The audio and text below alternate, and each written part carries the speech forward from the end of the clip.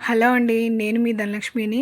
ఈరోజు మనం ఎన్‌కేవీ వరల్డ్‌లో రెసిపీ వచ్చి పాలక్ పన్నీర్ అండి. మీరు తప్పకుండా ట్రై చేయాల్సిన రెసిపీ. ఇది రోటీల్లోకి గాని, చపాతీల్లోకి గాని, నాన్స్‌లోకి గాని చాలా బావుంటుంది. లేట్ చేయకుండా ప్రాసెస్ చూద్దాం రండి.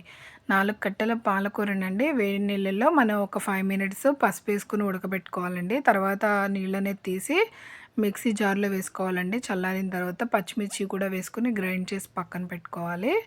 తర్వాత స్టవ్ ఆన్ చేసి ఒక కళాయి అనేది పెట్టుకుని ఆయిల్ వేసుకోవాలండి. వేసుకున్న తర్వాత జీలకర్ర, కొంచెం క్రష్ చేసుకున్న ధనియాలు, ఎండుమిర్చి కూడా వేసుకొని వేపుకోవాలి.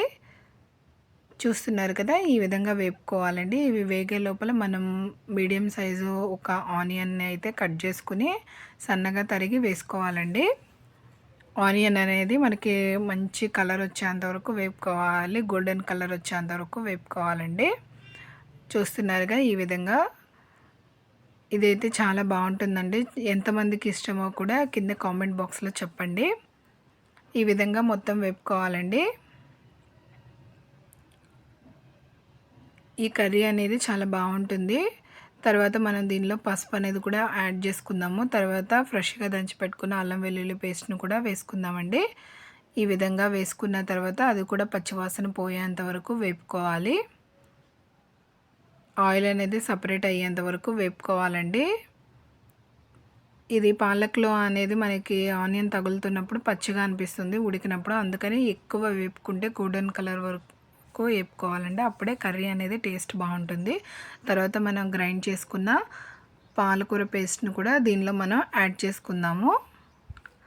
ఈ విధంగా వేసుకున్న తర్వాత ఆయిల్ సపరేట్ అయ్యేంత వరకు మనం దీన్ని కదుపుతూ మగ్గపెట్టుకోవాలండి. ఆల్రెడీ మనం ఉడకబెట్టాము. అయినా గానీ పచ్చివాసన పోయేంత వరకు మనం దీన్ని మగ్గపెట్టుకోవాలండి.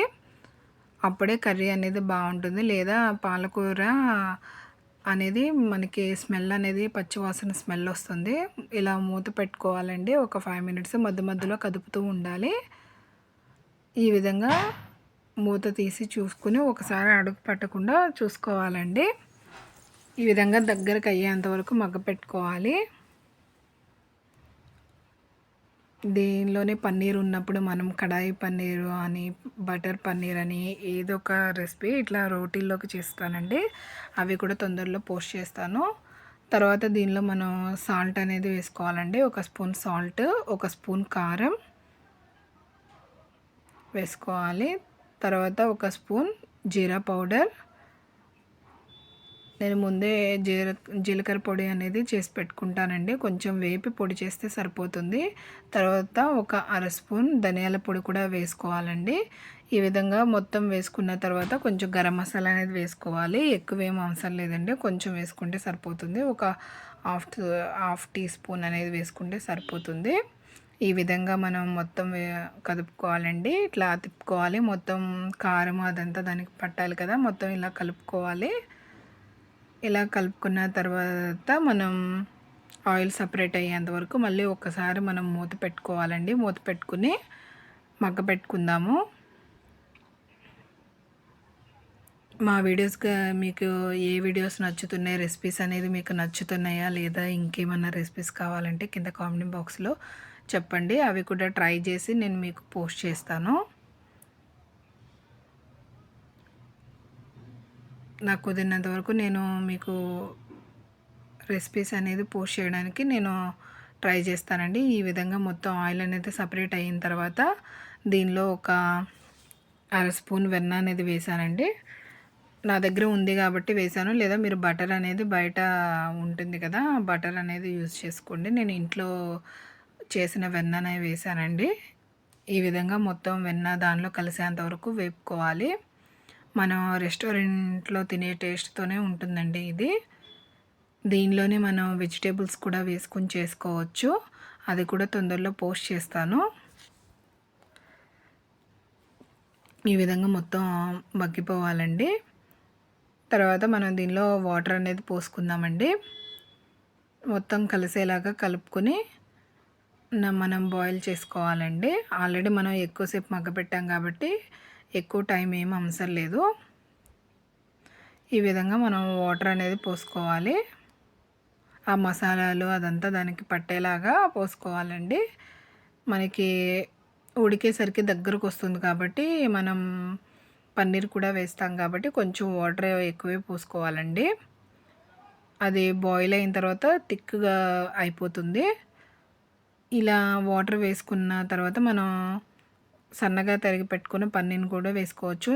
చాలామంది పెద్ద క్యూబ్స్ లాగా వేస్తారు. నేను ఈసారి చేసినప్పుడు చిన్న ముక్కలు కట్ చేసి పెట్టుకున్నానండి. చిన్న ముక్కలు కట్ చేసి ఆల్రెడీ పక్కన పెట్టుకున్నాను.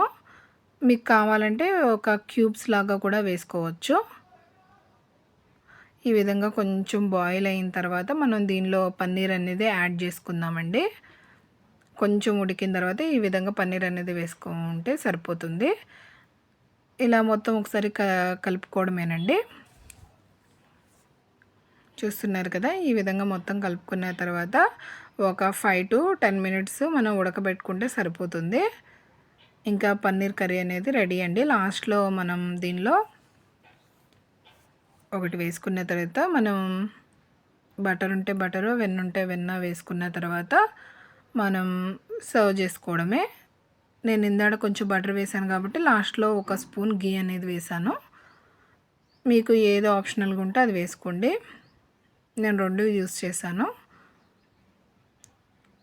ఈ విధంగా మొత్తం వేసుకున్న తర్వాత మనం ఉడకబెట్టుకోవడమేనండి. కొంచెం పన్నీర్‌కి అది పట్టేంత వరకు మసాలా అదంతా పట్టేంత వరకు ఈ విధంగా మనం ప్రిపేర్ చేసుకోవడమేనండి. రెడీ అయిపోయినట్టేనండి. మనం బౌల్‌లో సర్వ్ చేసుకోవడమే. ఎంతమందికి నచ్చుతున్నాయో కింద కామెంట్‌లో చెప్పండి. మా వీడియోస్ రెసిపీస్ కూడా ట్రై చేస్తున్నారా? ఎలా వస్తున్నాయి ఏంటి అనేది కూడా చెప్పండి. ఇంకా స్టవ్ ఆఫ్ చేసి మనం బౌల్‌లో సర్వ్ చేసుకోవడమేనండి. పాలక్ పన్నీర్ అనేది రెడీ అయిపోయింది. ఒకసారి ట్రై చేయండి. మా వీడియోస్ కనుక మీకు నచ్చితే లైక్ చేయండి, షేర్ చేయండి, సబ్స్క్రైబ్ చేయండి. మరిన్ని వీడియోస్ కోసం మా ఛానల్‌ని ఫాలో అవ్వండి. ఏమైనా రెసిపీస్ కావాలంటే కూడా కింద కామెంట్స్‌లో చెప్పండి. Thank you.